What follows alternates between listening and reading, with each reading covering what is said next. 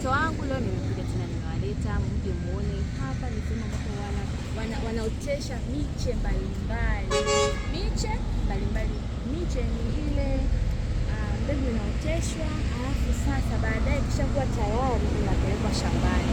Kwa hiyo mjifunze sana kuhusu mambo ya bustani, mambo ya kilimo. Msikae tu kwamba nyumbani mnataka kujua tu kukaa na kuangalia tu videos au katuni.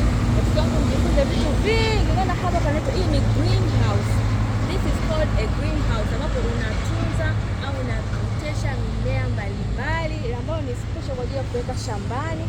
Hapa ndipo tunapata vyakula, matunda kama nyanya, matunda mengine kama parachichi, matunda mbalimbali ambayo najua fruits. Unakumbuka tulimba kule fruit salad, hizo salad zinaoteshwa kupitia maeneo kama haya, okay?